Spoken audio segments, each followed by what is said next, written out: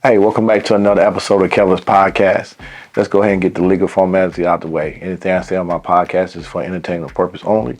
It's not directed towards anyone or anybody. With that said, as I like to start out the podcast, I just like to say a small prayer. Lord, I thank you for allowing me to be on this podcast and having this audience, this platform. God, I ask that you go work through me and give me a word that will bless people, that you will get all the honor and glory. These blessings I ask in your name. Say amen. All right, y'all, listen up. So today I went Facebook Live because over these 2.5 years that I've been on this journey on podcasting, and as I stated on the Facebook Live, I traveled to DC and Virginia and Maryland a lot last year, probably about 6 months, and also through Fayetteville, promoting my book tour.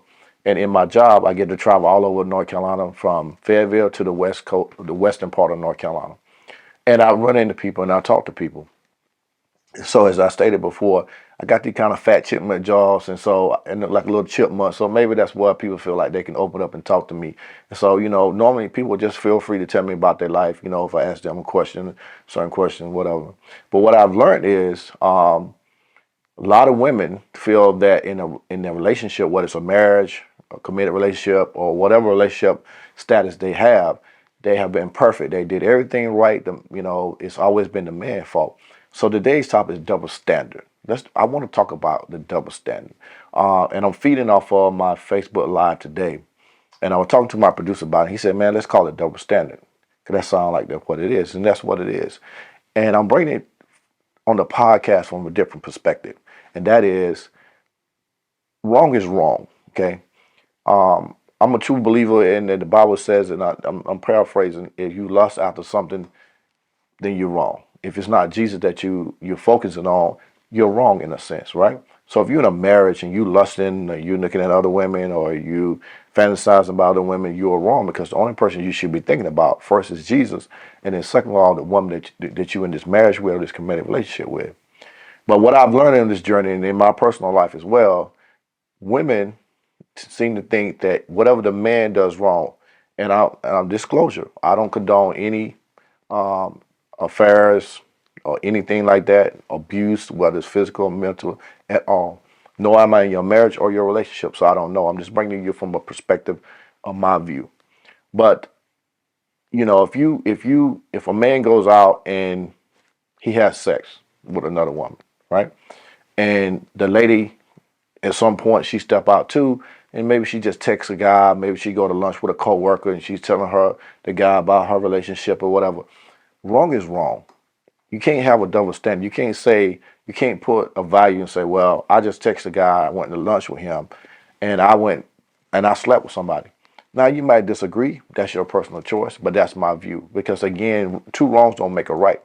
So I'm just trying to figure out why why the women think that, you know, a man's wrong or man's discretion is greater than theirs. When some women, they do go out and they sleep around, and I know we're talking to ladies that normally it's an emotional thing for a woman. She typically won't go out and just be with a guy. It takes a while. Most women at that point done checked out the relationship. And so if they do go out and have an affair with a man and lay down with him, then that relationship probably pretty much is over with.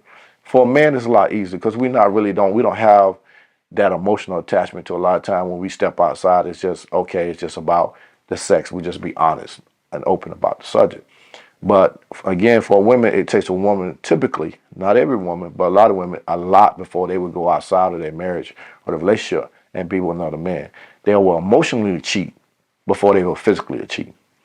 But I think, again, the whole point is you can say, well, if you go out and sleep with somebody, it's totally different. I use this analogy. If I steal your checkbook and I write $1,000 worth of bad checks on you, and I go to Wells Fargo and I stick them up for $1,000, I'm gonna get just as much time for either crime. You can't. It's that's how I break it up. I analyze it, or that's what I'm using for example. If I rob Wells Fargo or I steal your checkbook and I write 1,000 bad checks on you, and you press charges against me, or the bank, they catch me from robbing the bank, I'm gonna get just as much time in the legal system for either crime. So I guess it's an individual person who puts the value on what's great or wrong and what's not so wrong. But I think in relationships, You know, we got to stop doing that. We got to start saying that you wrong, your wrong is greater. And if you forgive someone, and I talked to somebody about this yesterday, if you forgive your mate, then you need to let it lie in the past. Because what we do is when we get mad, we bring up, well, you was over Susan May house 2 nights ago, or you was over Susan May house a couple of days ago, or last year, 6 months ago. We say we forgive and forget, but we don't. We may forgive, but we don't forget. And that don't do, for a man, if you keep bringing up his past and his indiscretions or his things that he did wrong, and he's trying to do right, he's learned from his mistake, then you're gonna lose that man, because you know what? He's gonna say you're not giving me a fair chance. I'm working hard to make up for the mistake that I made, and now every time you get mad with me, you bringing up what I did wrong, and that goes for a man too. You know, if your lady step out, you can't constantly bring up her past, especially if she asks for forgiveness. She's working towards to rebuilding your relationship, and 9 times out of 10, you can build it stronger than it was. When stuff like that happens, you got to let it go. You just constantly bringing up discretions and talking about it over and over again. You know, guys are going to check out. A woman's going to check out. We are both going to check out a relationship. And I'll tell you another thing that I talked about on Facebook Live today is the power of death lies within the tongue, and meaning that when you talk down to your man, when you scorn him, you treat him like he's not a man, you lost that man. He will check out on you. He will live in a space where he can survive, but he will never be the man that you want him to be. Because, for one, men are very close. And I talk about this all the time on my podcast, previous podcast, that is. It's the blueprint. Most men are closed. Most men, like myself, grew up not knowing to express, or told that shouldn't express ourselves, we shouldn't cry, we shouldn't show no emotion. So you got to understand the man that you're in a relationship with. And 9 times out of 10, based on his breakup, his blueprint, how he was raised, he's going to be closed-minded. He's going to be closed to open it up to him.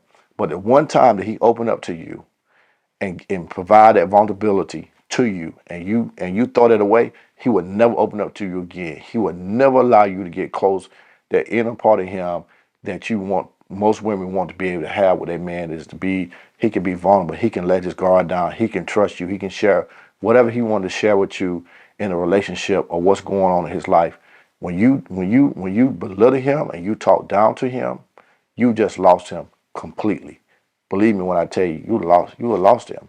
And so you got to create a space for your man to feel safe, that he can come to you, he can talk about anything, that you will not take that later on and use that as a weapon against him when you get mad about something. I've seen it so many times, my friends, and even myself have been through that, where you break down and you share something, and then later on it's used as a weapon against you. You shot yourself in the foot when it comes to a man. I think you can recover from a relationship that has infidelity, that somebody went out and cheated in. I do think that. I think that it takes time. I think from personal experience, I would say this. If somebody goes outside the marriage or the relationship and cheat, for one, I think that you need to be in counseling. I highly recommend that. And I know it's African American or people of color. A lot of us not accustomed to going out and getting counseling. We think this is a stigma that if you go out and get counseling, that, it's a bad thing. It's not. But to the question, you can recover, but you got to take yourself out of that element that you was in. You got to start planning trips where y'all are able to go away and just spend quality time and talk about issues, and be able to write down what issues you have or what caused you to go out there and cheat. What was the problem? You have to have those real conversations between y'all in order to fix anything.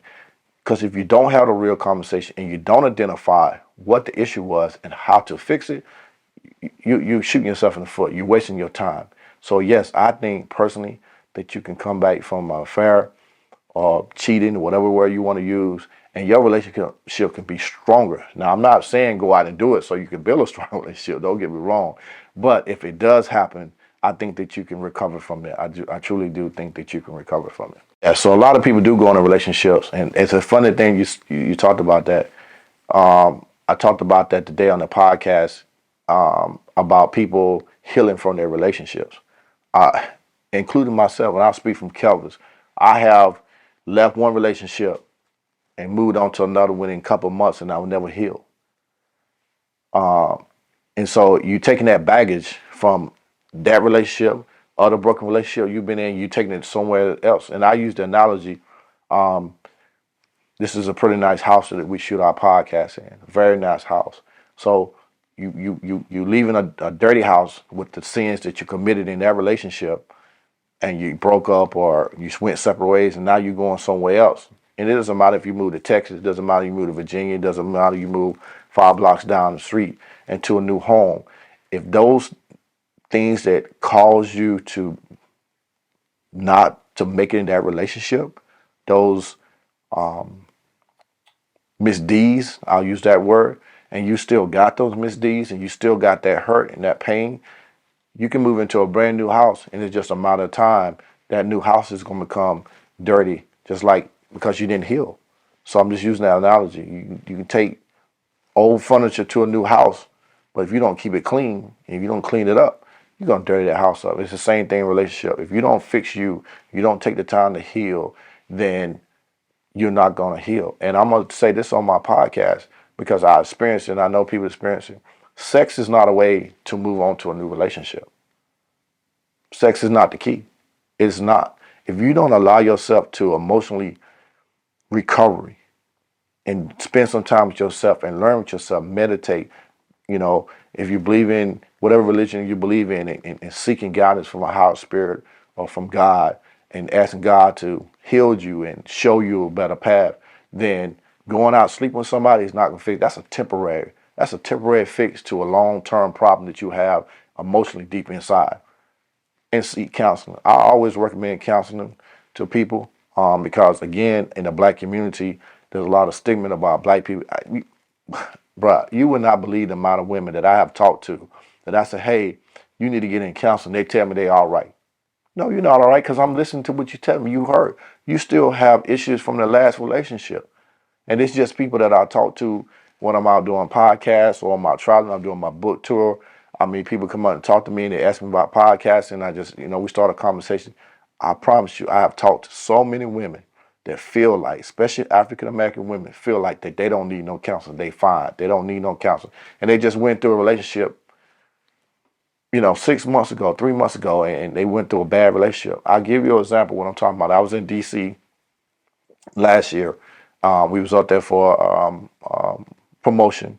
We was at a gathering. We was having a luncheon on Fifth Avenue in downtown D.C. And I run into this lady. She came over. She was asking about podcasting, and we got to talking. She was married for 13 years. She had 3 kids by this man. He left his wife for another man. And so I said, I was just talking to her. I said, so how are you dealing with it? Have you seek counseling? What is your process to heal from that? Because that's a very traumatic event to go through. You married to somebody for 13 years and they don't leave you. It's bad enough they leave you, but they don't leave you for the same sex, another woman. They leave you for the same sex that they are. That's a very traumatic, and you got 3 kids. And she told me she didn't need no counseling. That, she didn't feel like she needed no counseling. And I was like, wow, really? You don't need no counseling? I'm thinking in my mind, you need a whole lot of counseling because that's and I'm not trying to be funny or make light of the situation, but that's a very dramatic experience that she just went through. And so I just use that for example that, you got to seek counseling when you go through these bad relationships. I highly recommend it. Hurt people hurt other people. And it's contagious and it's toxic. I used to not like that word toxic because I was in a relationship where that word became weaponized. And you can weaponize words without realizing it, or boundaries. I understand the word of boundaries. I'm a pretty smart guy. I got a little education. I understand the word toxic.